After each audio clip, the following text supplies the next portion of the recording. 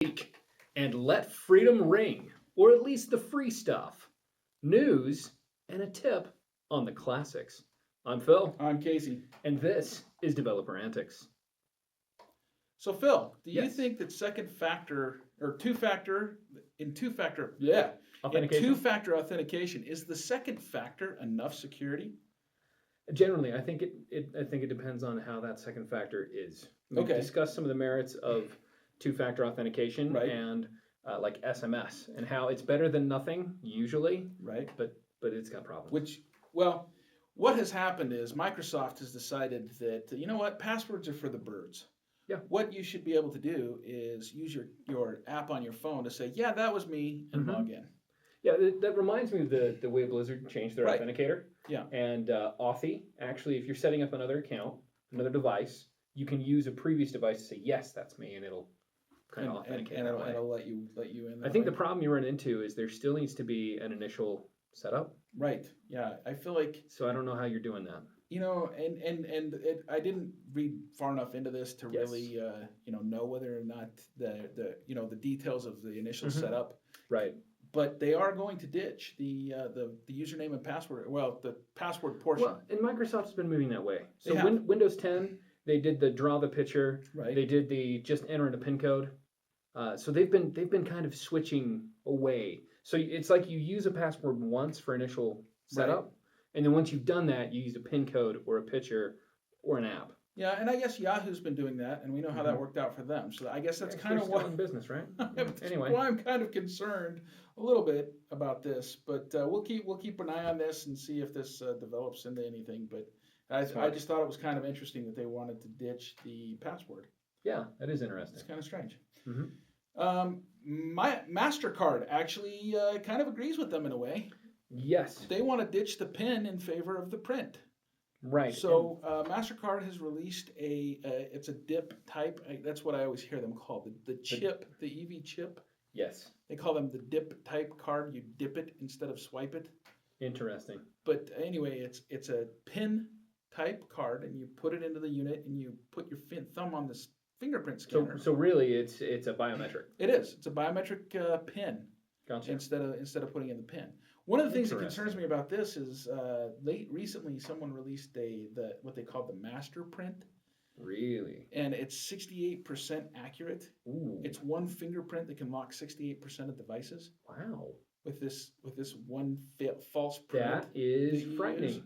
So I'm kind of going, maybe now is not the time to be releasing. The other thing that I'm concerned about that, though, is that biometrics have not 100% locked in. Yeah, they're not. They're really not. Yeah, I mean, even Google a couple of years ago at I/O, maybe 3 years ago now, they talked about how a fingerprint, a PIN, eyes, retina scans, none of it was enough. But if you combined them all and voice as well, then they could certify them and say, yes, this is the right person.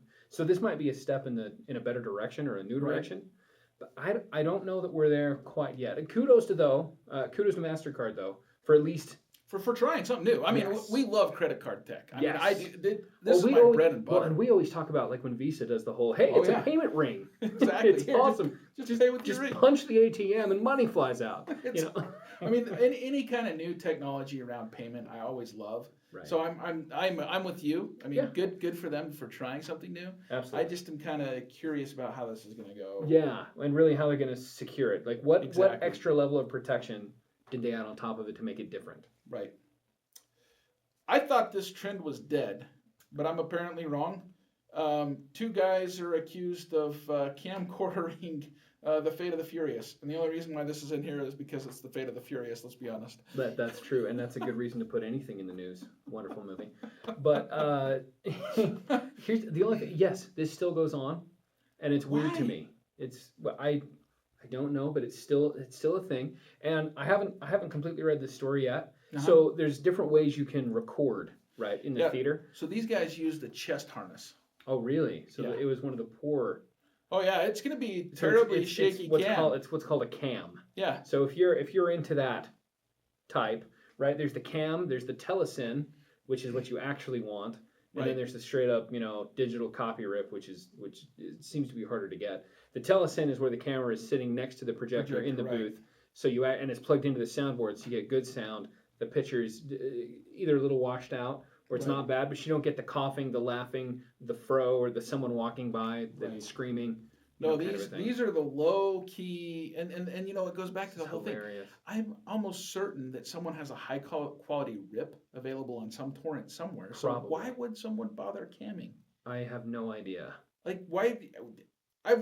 I got to be honest. I've watched one cam movie in my entire Well, life. that's really all it and takes. it You was watch horrible. I didn't even finish it because it's No. like, you know what? This is just terrible. It was actually one of the many factors that led to me stopping my bad pirating ways. Right? Like was cam movies because I'm like, That is this hilarious. is what we're doing.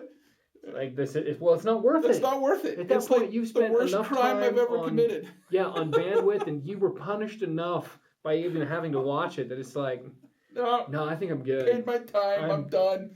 It's true. Never doing that again. That is hilarious. But yeah, still a thing for some reason. Not sure why. Cool. I don't travel a lot internationally, Uh-huh. but if any of our listeners do, Right.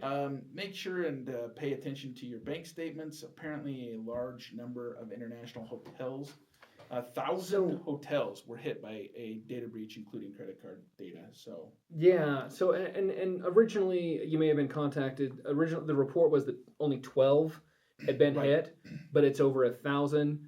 And the idea on this is hotels are usually a pretty soft target, right? And they're easy to hit because if you can malware their mainframe, the front desk, you can hit the front desk.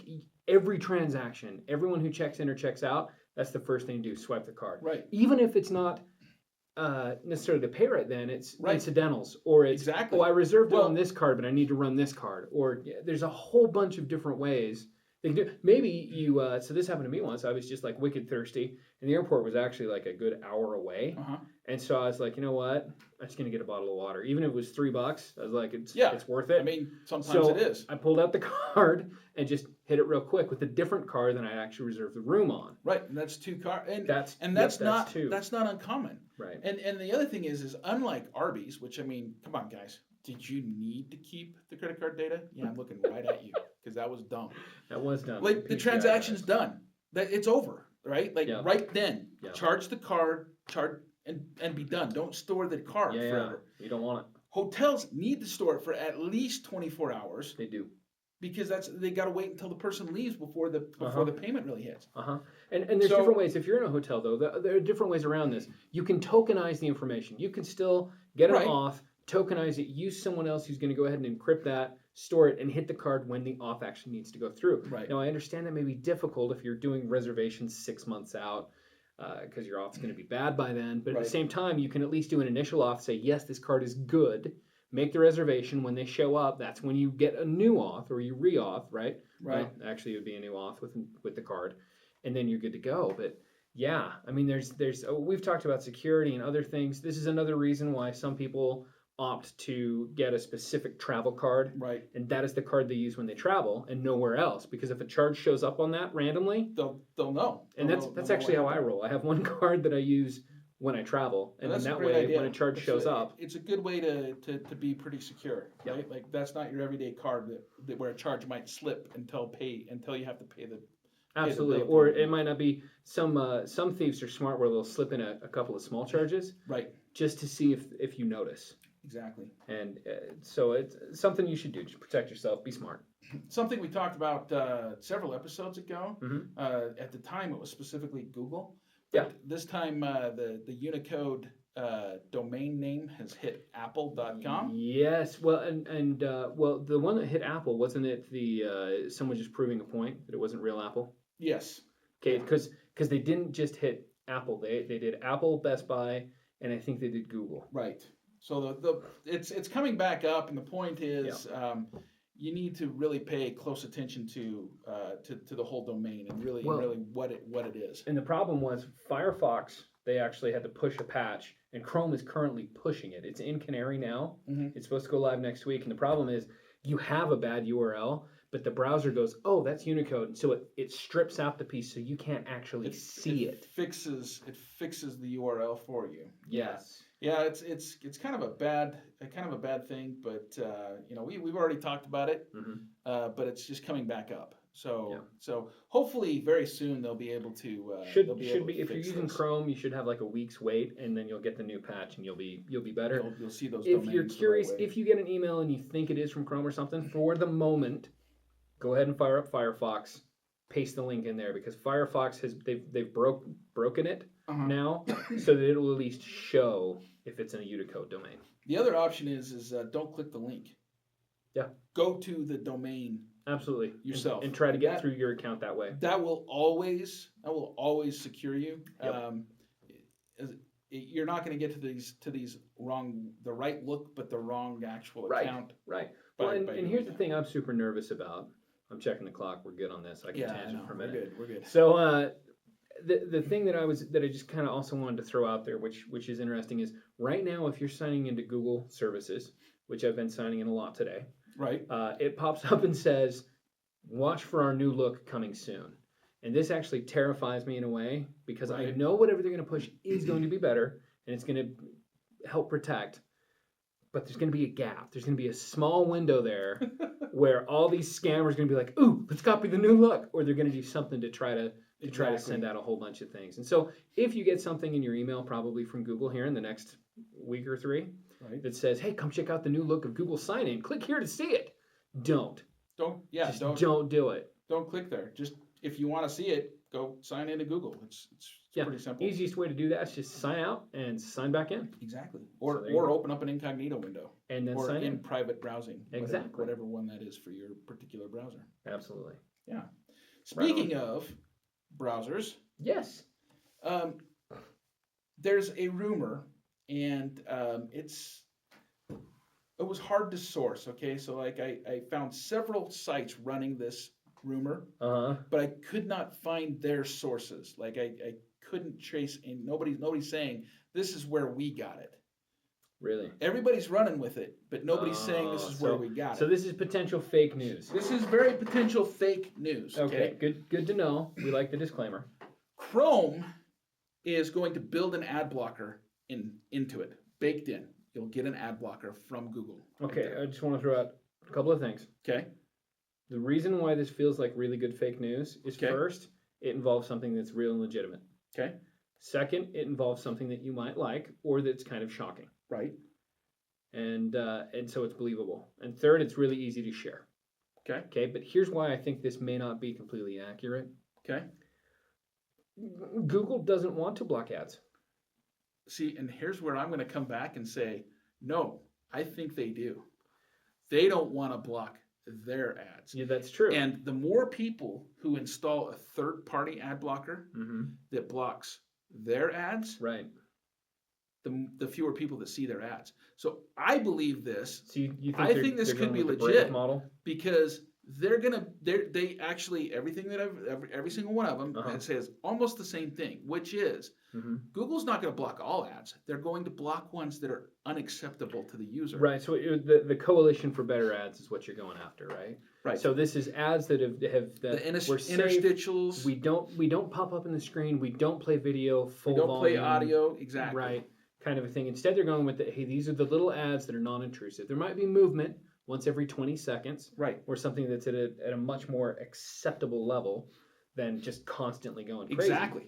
So you know what? I could see that, and from that angle, I'll throw out the other half if they decide to do that, which keeps them in their ad revenue and keeps them happy. Exactly. And increases their quality, especially since they have been getting in trouble lately on like YouTube or other sites where they've been airing things next to not good. Right. Exactly. I can see where this would be beneficial, and it goes in line with their data saver policy. Right. So if you're on mobile, I always have my data saver on because I like to, even though sometimes when I visit like Amazon.com, it'll try to give me Amazon Germany. Right. Because it's certain I'm because it doesn't know where I am. Right. Yeah. Exactly. I actually think that this could be legit. You know what? The more we talk about it, at first I was quite skeptical, but now I'm coming around. This really could be legit. I was too, and I went and I read several of the articles, and it just kind of got me thinking. And I'm like, they're right. If people turn off all ads, that includes Google's ads. So Google has a reason to do this. That's true. I mean, that makes sense. They'd Okay. want to.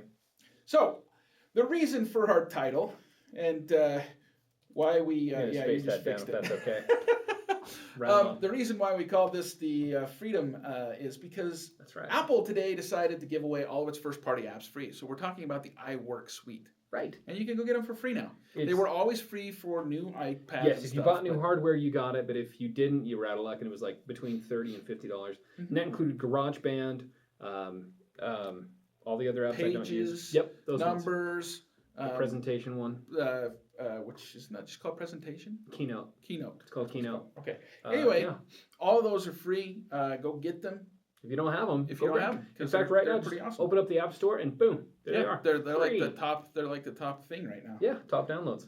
Okay. Awesome. Someone else giving away free software. That's right. Gotta love it. Blizzard has decided to release the original StarCraft for free, including the expansion content. Right? So that's pretty cool, actually. That is cool. Now, what this isn't is it's not the remastered. Yeah. In order no. to get the remastered, you Yeah. have to buy it, but you will be able to get StarCraft Yep. for free. Just go to Blizzard and they're giving it away, which is which pretty is really exciting. It's pretty amazing. And those of you who might have a Mac and go, "Oh, I hate games." No. Windows and Mac available. Absolutely. Blizzard has always loved the Mac. They have. Like Diablo ran on the Mac, and Yeah. Diablo 2 ran on the Mac. Yeah, Yeah, they were actually the only game on Mac for a really long time. that's Well, true. You know, Well, of I any mean, kind. other- Only AAA title. other than That's what I'm Photoshop. going to say. Right. Photoshop. Exactly. Which, because of our new abbreviated format, brings us to today's tip. It does. Ah, the glory years.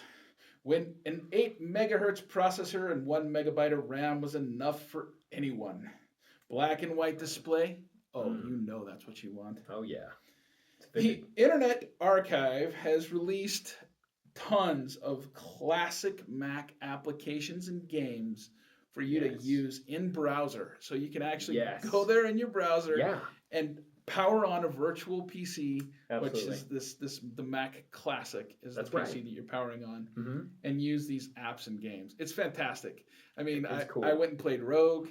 Oh, wow. I tried to play Shuffle Puck, Wow. but I couldn't because it's bad because of how bad the computer is running as an emulated Mac Classic. Right. It's so slow it can't keep up with the modern mouse input. Oh, that's so funny. So your mouse it just can't keep up. That reminds me of we upgraded DOS computers. We went from an 8086 to like a 386, Uh-huh. and I fired up one of my games, Oh yeah. and yeah, no, Death. yep, every time What happened? because it wasn't tied to Yeah, the timer. It's not tied to real time. Yes. In order to save space, they used to always tie it to the processor clock. Absolutely, and that's what it was. Yeah. So it was kind of amazing. These are not tied to the processor clock. Well, they are, but the processor is slow. It's emulated. So, Yeah, so they play actually really well. that's amazing. Rogue was really fun. Crystal Caves, I think, is what Yeah. the game was called, and I remember that that one one. played okay. Yeah. Shuffle Puck, no. But Either anyway, way, it's fun. It's fun. awesome This nostalgia. This It is my takes you first back. computer. Like my Yeah. first computer was a Mac 512K, and I loved making custom system loads, and all Mm-hmm. of them have a custom system load That's awesome. to play the program, the one program Yeah, that you have. So it's so nostalgia. It's so hardcore nostalgia. I just love it. that is cool. It's a lot of fun. I love it. So there you go. Yeah, go check And that out. that's pretty much our show. That is it. So again, we're trying the new abbreviated format. 20 we're, minutes. We're aiming for 20 minutes. Some of that's to accommodate our YouTube users. Yep. and We viewers. want you guys to see the whole show, Yeah, haven't had any comments on the video yet on whether or not they enjoy the 360. right? The only comment I did get was from one viewer who was watching on their phone, and they couldn't figure out how to see us because I Oh. guess it defaults to one of these walls. Interesting. And I told them just tap and move it. Yeah, just tap. And then that blew their mind. They didn't realize they could do that. They were like, "Whoa!" And they could see the whole room. It was kind of funny. So I've looked at it. It's pretty cool, I think. But it is neat. I don't if know you if don't it's like it- novelty yet, but yeah, we can always switch to a single camera 2D view yep. if Go- you want, and we can Go do to it. developerantics.com. Let us know what you think. Leave us a Awesome. comment. Tell us what we're doing right, what we're doing wrong, Absolutely. all that good stuff. Tell us if you want a special show, Exactly. Tell us if you want a special show. and we'll take care of it. As always, thanks for watching and listening.